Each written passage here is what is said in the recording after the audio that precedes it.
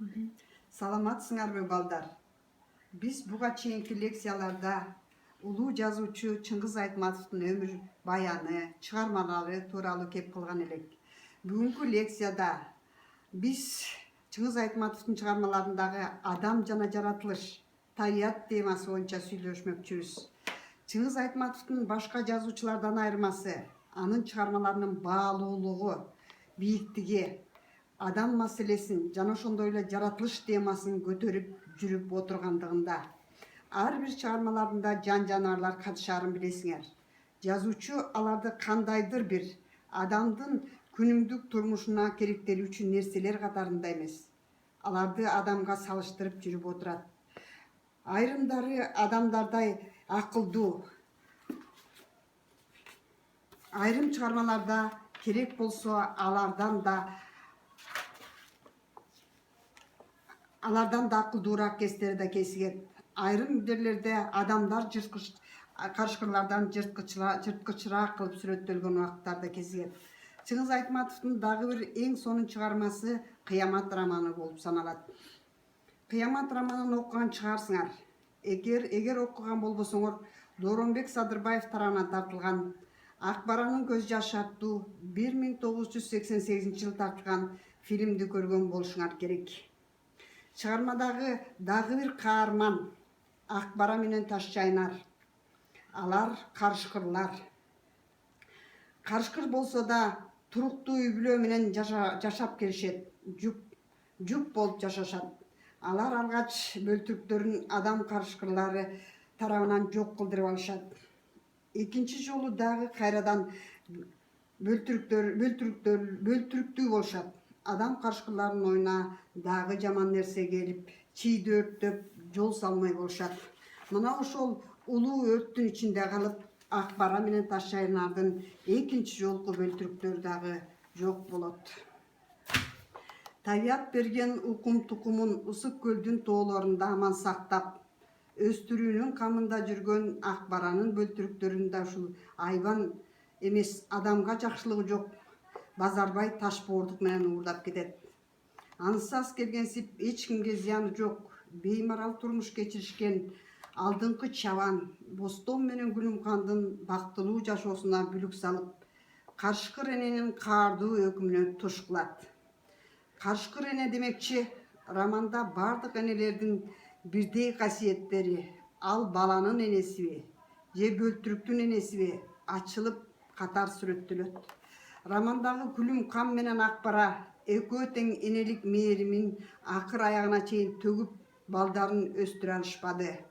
Чыңгыз Айтматов энелердин трагедиялуу тагдырларын коом менен байланышта сүрөттөгөн. Ак бара Гүлүмканга окшогон адам энеси менен бөрү энелердин азапка салбаш үчүн коом дагы көп нерселерди жасаш керек деген идеяны жараткан. Бул окуялардын түпкүрүндө экөө тең балдарын душмандан ажыратып аман алып калышпады. Экөө тең көз жаштары кургабай, ачуу, муң арманды баяндаган үндөрү жаңырып басылбады. Аларды токтотуу эч мүмкүн эмес эле. Себеби эне үчүн бул дүйнөдө бала кымбат. Булардын окшош тагдырлары, энелик сезимдери ушундайча азапка түшөт. Канчалык Ак баранын адамга ызасы күчөп, өчтүгү өөрчүп, көргөн кордугуна, көтөргөн кайгысына көзү кантылап турган чагында да кичинекей кенжештин жыты, кытылдаган балалык күлкүсү, ойногусу келип турган оюн карактыгы, бардык жандыктын балдарына тиешелүү касиеттери өчүккөн Ак бараны жибитип, энелик сезимин, бөлтүрүктөрүнө болгон сагынычын ойготуп, кымындай да жырткычтык абалы калбай, сай сөөгү сыздап турган эне бала жытына балкып баратты. Керек болсо ушул кичинекей наристенин үңкүрүнө алып барып жашаткысы, бала ордуна бала кылып алгысы келди. Анын бул аракетинде жырткыч карышкыр эмес, балага жасар кымындай арам ой жок.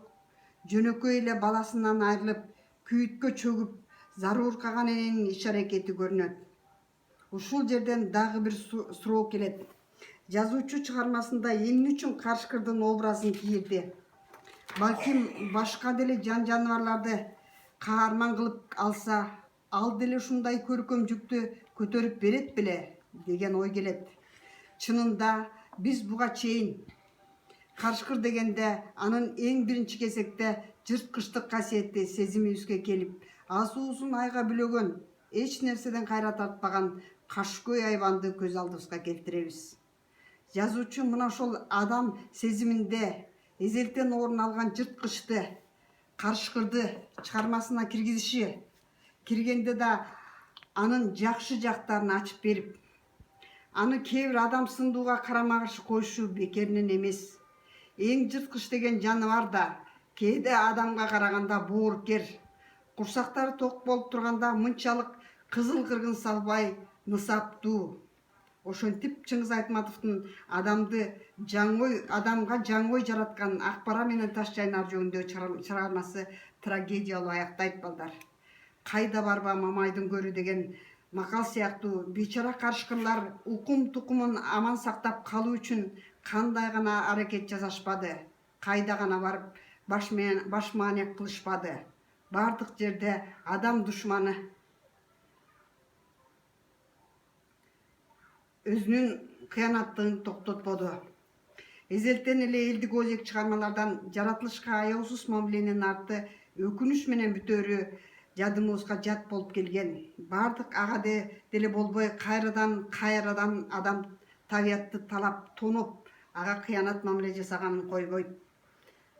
Чыңгыз Айтматовдун бир айткан сөзү бар: бир тууган жерди, жаратылышты, бардык жан жаныбарларды сүйүп, урматтоого тарбиялоо, бул демек адамды тарбиялоо, анын нравалык потенциалын көтөрүү дегендик деп айткан. Жаратылыш Чыңгыз Айтматовдун чыгармаларында адам проблемасына айкалышып сүрөттөлүп жүрүп отурат. Жазуучу ал аркылуу коомдун жүгүн, нравасын терең философиялуу ачып берүүгө жетишет. Кыямат романында да ушул айкалышты, органикалык биримдикти автор жаңы бийтке жеткирген. Айрым бир учурларда балдар эмне үчүн ушул жаратылышты, карышкырларды адамга салыштырып атат? Жанагы Акбара менен Ташчайнардын жүк болуп жашап турушуна деле бир мисал келтирип көрөлү. Айрым бир учурларда үй бүлө алардай ынтымактуу, андай бирге жашап өмүр сүрүшкөндөр дагы сүрбөй калган учурлар да кезигет балдар. Атасы менен апасы ажырашып кетип, балдары көздөрүн алайтып, же атасыз, же апасыз өскөн күндөр кезигет. Ошондой эле булар ошол тукумун улап калуу үчүн кандай гана аракеттерге барышпады. Ал адам баласы болсо айрым учурларда жөндөн жөн эле баласын таштап кеткен учурларды дагы кезиктиребиз. Мисалы үчүн балдар үйүндө канча бир балдар зарыгып терезеден энесин күтүп отурган учурлар кезигет.